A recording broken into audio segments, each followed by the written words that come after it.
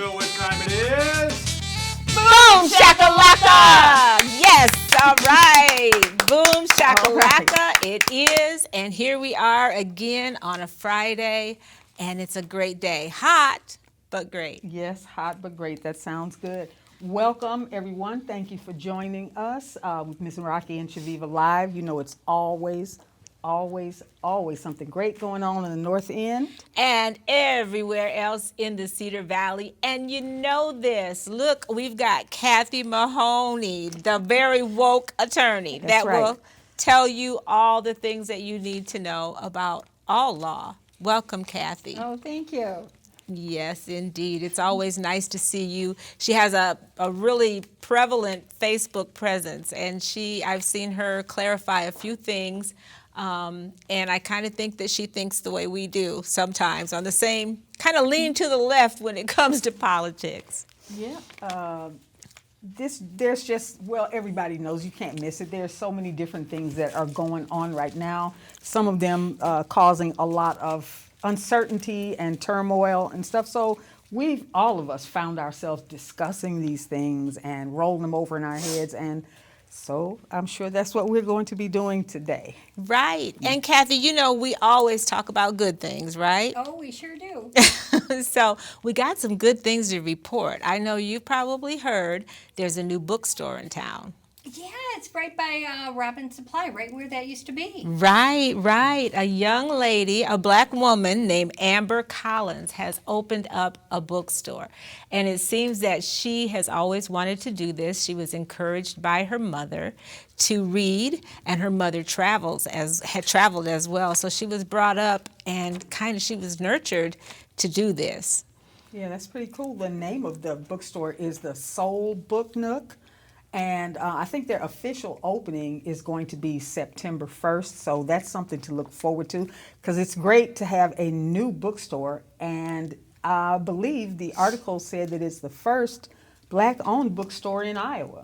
That's a milestone. Yes, the very first. And we are the most diversely populated city yes, in the state. So it's nice to have someone representing the black population and having a black-owned bookstore. So please patronize the bookstore, go in there and find out, what there is to offer.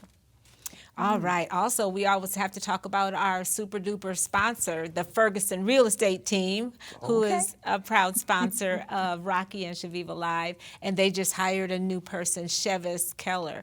And he's building relationships and selling lots of houses in the metro area. So thank you for those people that have reached out to Ferguson Team. Yes. And what else do we got, Chaveevah? Well, I know our birthday people need to just make sure they hang on tight to the end, because we are going to be singing happy birthday, and Kathy is going to join us. Right. We're going to have her on percussion. Oh, thank you, thank you. Okay, we got Kathy Mahoney she promised us to sing a solo like all of our guests. Here, let me get some help here. Yeah, that's right. There you go. Let's drink to that. There we go. Yes, indeed. All right. Well, thank you for joining us on this day of remembrance of Emmett Till. Emmett Till was lynched on this day, I believe, years ago. And also we have an article that is on our Facebook wall that Pat Kinney wrote about, just kind of surmising the whole thing. Also today is the Wash on Washington. And I think we have that running live on our page today. Yeah, the March on Washington is commemorated today, as well as the lynching of Emmett Till. And in a lot of ways, it highlights how far we have and have not come since that time. Right, and that's actually the topic of our Give It Air today. We want to emphasize that until we start seeing a lot more systemic change, we may be concentrating on these social issues. Our show is always about good things, but the things in today's news aren't always good things. So again, we're going to give it air about Emmett Till and how we're still mourning his death, Kathy. Yes, we are. Did you want me to comment? Yes, just Well, what is particularly disgusting is that the mayor of Chicago wrote that because he was from Chicago. He visited his relatives down south, and so she wrote something on her page, and the backlash on that was just really horrific. And what people don't remember is the men who did this were tried by an all-white jury, and they were found not guilty within like minutes, if maybe half an hour.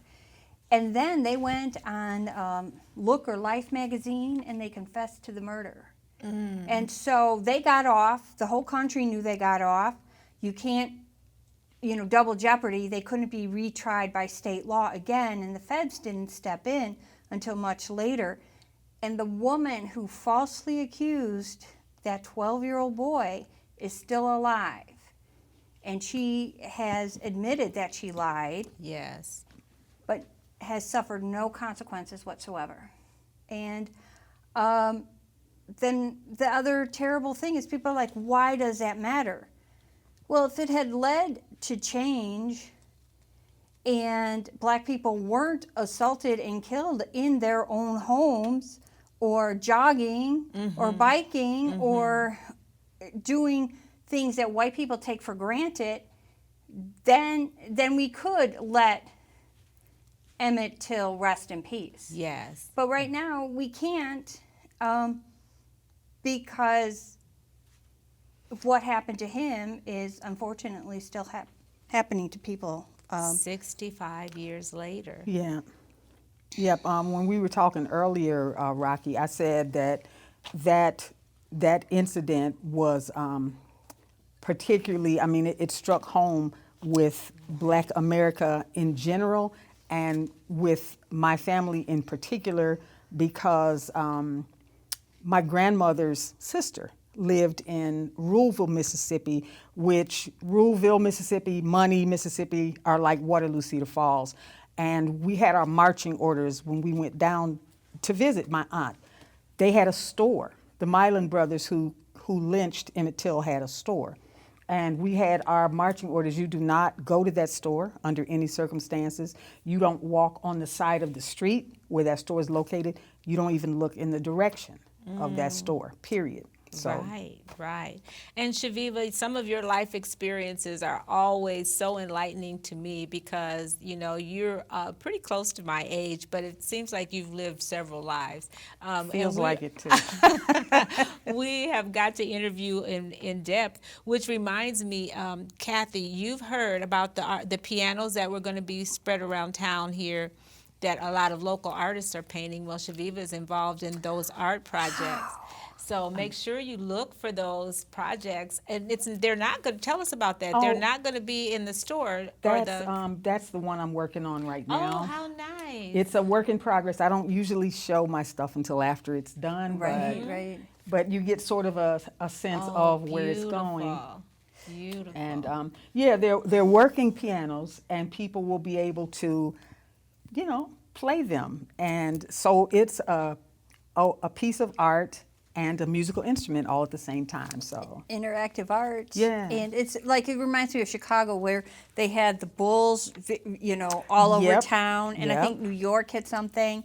So now we will have. Yes, from other artists. I believe our friend Lori Dale is involved. Paco has done a piano. Oh, wow. There are a few of them. I think I saw about, just in passing, maybe 7 or 8 different ones. So. Awesome. And they're at the Waterloo Center for the Arts, and they will be on display there. Is that correct now? Yeah, initially when they're all done, they're going to have a display, socially distant, of course, where the community can come in and get a look at them, play them if they want to. But in this time of COVID, it's not really advisable at this moment to have them out display on the streets like they had originally planned and like they would like to, but it's coming down the pike. We're not always going to be, one of these days we're going to be post-COVID. Oh, yes, yes, right. And then that'll be a landmark for us, right? Absolutely. Right. And then just want to quickly say you're doing something at Jubilee that's going to be exhibited on their grounds, too. You have another panel that you're working on. Yes, there is. I don't have any images of that and my work is usually happy, joy. Yeah. But there's unfortunately not a lot happy or joy about this, because this wall is going to basically be sort of a time capsule or a moment in time that we're going through. And right now, it's pretty turbulent. 2020 Yeah, is something. so much going on. It's COVID-19, and it's also just seeming like a influx of more people, unarmed black people being shot and killed by the police. So this wall and these images are going to be reflecting the times that we're going through right now. So something else to look forward to. And like our opening give it air comment, we've got to give that some air, and let it be history for our community for later. and hopefully it'll be kind of a catharsis for people to be able to see that, and Be validated. yes. And what struck me is you're from Rouville, and so is Fannie Lou Hamer. Yes, my grandmother knew her. Yeah, And so there's that whole history there with the vote. yeah. Yes. And Yeah, I we just have- celebrated that too, the voting. A lot of admiration for that lady, because a lot of things that have made the most difference in civil rights and in most movements, period, have been grassroots people. That's who just right. decided enough was enough, or we need more, or whatever. So, yep. And right now, this year, honestly, it feels like enough is too much. I mean, thus the NBA canceling games. I mean, we've got people all over the country, all over the world that are understanding that this is what time Naomi it is. Osaki. Yes. I was really touched by her statement, because I hadn't realized that she had gone up to Minnesota and she had participated and she had donated, and she was just talking about how it just made her sick to her stomach. And she lives and practices here, she trains here, but she's Jamaican and Japanese. So that she took on this cause, I think, as so many other people have. Sure. But I I just mean- read something on her this morning. Because when you think about what's happening, all you have to do, if you can, and I know there's a disassociation sometimes with different people and different culture. If you have a child, put that child in the victim's place. And how can you play basketball after thinking about something like that, And so it's important that when you have a platform, that you discuss these things, and and that's exactly what the sports arena is doing right now. And for people who think that athletes should just shut up and dribble or whatever, that just brings it home even more. These things have an effect on people as human beings, to the extent that sometimes it prevents you from you can't just quote unquote do your job, especially if all you're thinking about is just I want to be entertained. Right. I'm sure that the people, the athletes, want to be able to do what they do as well without having that hanging over their head. And so it's a hump that all of us as Yes. a nation have to get over. Yes, Confront yes. and deal with. Yeah. And we are all sick and tired, and enough is too much. And moving along, we had a great show last weekend, right? Oh, we have a great show Every week we get these Yeah. things out there. We talked to some great people. We had Yolanda Williams last week. Kathy, did you happen to catch the show last week? Just parts of it, in Yeah. and out. Yes, we had Yolanda Williams, and we were actually outside, and it was a hot day. Yeah, it was a great time with Yes, it Yolanda was Williams hot. and also Robert Smith from UniQ. And we want to encourage people to contact UniQ, because they give all kinds of great opportunities for tutoring. They'll let you know how to, get your children enrolled in these various programs that can be helpful. And you can reach them. Yes, even the campus visits and stuff that they used to do in person, they are still doing them virtually. And Okay. and because with virtual you can go anywhere in the world, that's where they've been going, to different campuses in Paris, Oh. London, just different places to, get our young people acquainted with other parts of the world and look at education as a logical next step. Yes, and you can reach UniQ by calling, thank you, Kathy Mahoney, 319-273-4775. So call UniQ today and you can talk to Upward Bound, EOC, Robert Smith, any of those great people there. All right, now we got to talk about that census. Chaveevah, why should people fill out that census form that may be still on their desk? And it's getting late. Yes, it is. I hope it's not still on your desk. It's really, it's really important to be counted. If you're counted, then things like, representation, you hear that all the time, representation matters. Census takes a look at numbers, ethnicities, it takes a look at all of these things so you can get an accurate picture, of what the population looks like and what's needed. And that drives funding. Yes, yes. And so the funding comes from the numbers that, not only our representation in Congress, but funding for this program or that program, whether it's Head Start, whether it's the food program in the schools. There's so much funding that flows from that. And we had our own Yeshia Bebi working in the ag department. And so, back in when Obama was president, and she was talking to me about just how much funding goes through ag and all the different programs they had set up and what they could do and this and that. And so, we're a city, right? We think Waterloo, we're a city, but we're in an agricultural state. And Yes, we so are. we need, all the dollars we can get. And there are tax dollars coming back to us. Oh yeah. Okay. You betcha. And you can go there if you don't want to get that dust off of your desk. Go get on your computer and go to census.gov. And I guess you have to put that www.my2020census.gov. That's right. Okay. Okay. All right. Ed, do we have any comments? Anybody want to holler at us today? Any Couple comments. questions for the lawyer? I think Amy Cass made a comment when you were talking about the Give It Air segment. It sets a dangerous precedent culturally to allow such a miscarriage of justice. Okay. Yes. When you were talking about your piano, Rachel Chase said beautiful, and she can't wait to see it. Yes. Oh, okay. Hi, And then, Rachel. Rachel Chase also, when you were talking about the bookstore, she says she can't wait to go visit that bookstore. Oh, yes, and hopefully your book will be stocked in there, Rochelle. Of course, of course. And yes, and thank you to Rochelle Chase. You can go to our wall and see the wonderful article that Rochelle Chase wrote about us from the Iowa starting line. Iowa starting line. Yes, yes. I haven't read it yet. I saw it when I got here. So thank you, Rochelle, and looking forward to hanging out with you again next time she's in town. All right. Well, the Griffin. We're going to talk there. about that. Oh, there's our article she pulled up. Yes. What'd she say? Okay. The Griffin. After 56 years, the Waterloo City Council voted 7-0 for the removal of the logo to establish a process for replacing it.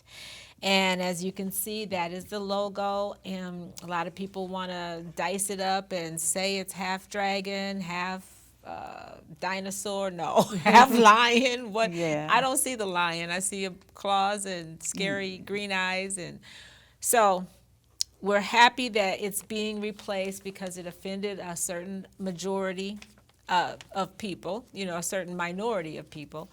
And so mostly black people are saying that it looks too much like the KKK emblem. And so with that being in mind, and it's been that way for generations, what are your thoughts about the Griffin or the dragon? Several things. First of all, it replaced a symbol. And so symbols come and symbols go. And I understand that the Waterloo Police Department is very proud of it, and yet no speaker at the council meeting denied that it was known within the police department as the green-eyed N-word eater. Yes. So to me, when former Chief of Police Jennings spoke and defended it, he did not say, and it has never been known as. I've never heard that. And so, although emotions were very high, nobody denied that. And so, griffins on their own as a mythical creature, which are half lion, half eagle, and whatever they are, they're noble and they mean this, they mean that. The problem is, specifically to Waterloo, it has taken on a racist character because of the way the police referred to it and the actions that flowed. And the timing, it was in the 60s. It was in 1965, I believe, or 64, so it's only 56 years old. And and if you look at how old our city is, you know, it's time for it to go. It came during the Civil Rights era. It had an uncanny, very close resemblance to Clan Dragon. You can argue that to death, but the problem is in perception.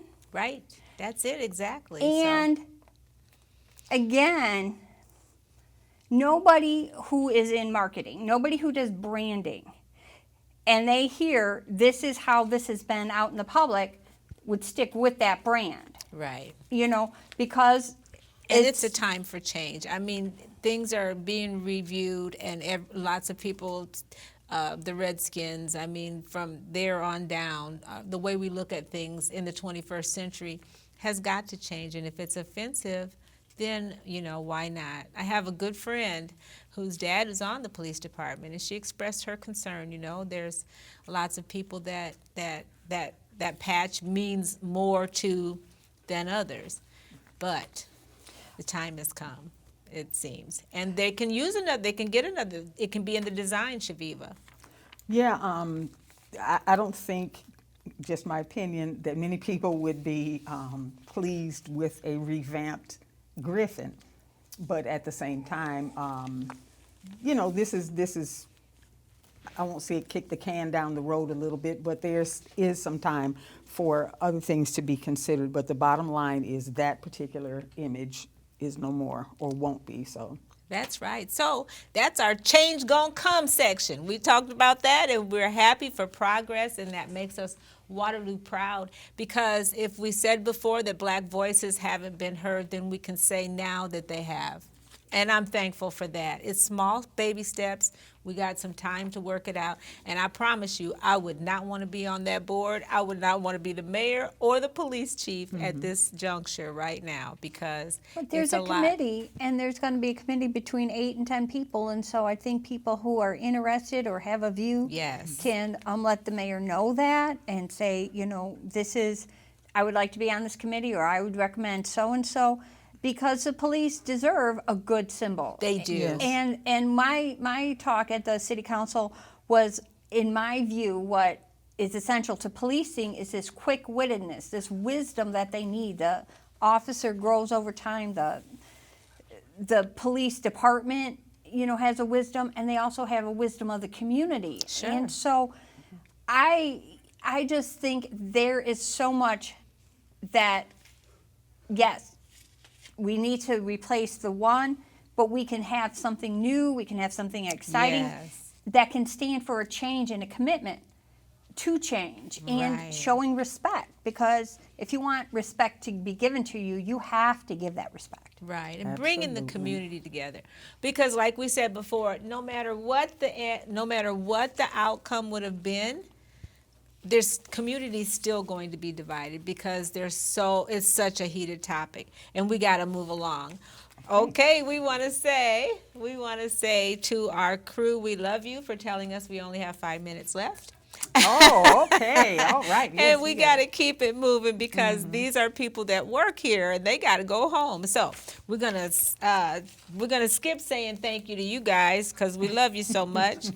And when you go to our Facebook page, remember, we like to have civil discourse. Don't be calling names. Yeah, and I have been very mindful of taking my own advice about that, because Chaveevah will sometimes get in fights. sometimes it'll be kind of upsetting, you know, and I go in there with my sword swinging, but that's not the way to win friends and influence people. But I don't call anybody out of their names, so let's not do that at all. Okay? That's right. Let's Yeah. be civil. Get your edition of the Soul Town at thesoultown.com, because we didn't say anything about it, but that's what you need to know. There it is. And we got to ask Kathy a couple more questions before we sing happy birthday. Yes, indeed. So our 5 minute will probably turn into 8. Just FYI. Okay, we want to ask you, Kathy, what is your opinion of people, and Chaveevah, I want you to chime in too, because you guys are both so wise. What's your opinion of people that say if people, black people or anybody would not resist arrest, maybe you wouldn't get shot in the back 7 times? Well, what about the gentleman who was sitting on the sidewalk with his arms out, protecting his autistic client, my who gosh, he I was a remember that one. caretaker for, and he was shot? I mean, there's so many times, and I believe white people are taught to fear black people. Yes, I know it's a fact. And so we have to work very hard to overcome our own conditioning, our own thinking on this, and work really hard on it. And so it's our perception. I had an attorney friend who said the cop who shot Philando Castile was right to be afraid, when Castile was just following the directions of the officer, who told the officer, I'm a licensed gun owner, the gun is in the thing, you want this, I'm going to get it for you, and he was shot. And this Okay. lawyer friend of mine, up and down, yes, the officer was justified in being afraid. Okay. No, he was complying. It doesn't save you. Okay. And that's the problem. And to our point, Chaveevah. That's kind of the way I feel too. There's no one size fits all application for that. I mean, because we've all, just like we see and have become desensitized to seeing a lot of the, it's like watching a snuff film where people are just killed right there. Okay, there have been incidents where the police, because what young black person at this point, young, older, otherwise, doesn't know at this point, comply with the police. And so those who have complied, I've seen videos where people were in compliance, doing this, kneeling, and get kicked in the chin, kicked in the back and in the stomach. And the cops are just kind of laughing like. And to your point, we talked earlier about the fact that, well, don't you think people have thought about that? Duh. Yeah. I'm going to go ahead and comply. I'm not going to resist. But in the heat of the whole situation, sometimes things get out of hand. And to your point, white people are taught to be afraid of black people. Just my own personal experience is this is what is called being unapologetically black. Right now, what's happening is what people are tired of saying, I'm sorry that we're offending you. I'm sorry that you don't like what you're seeing, but now we're just speaking up and telling my son as he grew up, Travis, when you see white people, smile because they're scared of you. I promise, I taught him that, and I felt so bad because I knew that I have white people in my family that thought, oh, there's a big black guy. Oh, I bet he's tough. He's not. He's a dork, right? But nobody knows that because, so we feel that so many white people are afraid of black children. And now we got to wrap that segment up, Kathy. I'm sorry because I can tell you got a lot more to say. But You'll just have to have me back. we Yes, we will, will. and we certainly will. And hopefully things will be better. We won't have to hash these things over so much, but there's so much to talk about. Now, those are just my opinion and life experience as well, too, so don't cuss me out on Facebook. It's just the way it is. Okay. We got happy birthday people. We're going to get happy all of a sudden, right? Okay. We got who, Chaveevah? Well, I think you better start with, okay. We better start with me. That's right. Yes. It's a birthday That's girl. right. We have a birthday person among us today, our guest today. So my birthday's tomorrow, and who else is on our list? Okay. Kathy Mahoney, the top of birthday our queen. list. Yes. Okay.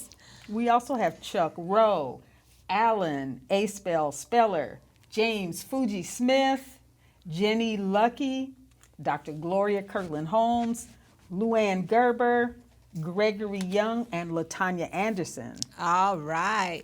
LaShondra Fletcher. LaShonda Ferguson Felder, my sweetie. I just love LaShonda, my stepdaughter, actually. Judea Hill, Kathy Mahoney in the house. Okay. Desiree McDonald Mudd. And Chaveevah, you get this one. Anissa Kachchazovic, Sorry, Anissa, if I butchered your name, but happy birthday. Kastazovic. I like it. Once you say it, I can say it. And of course, my nephew, Dondi Hickey, the sweetheart.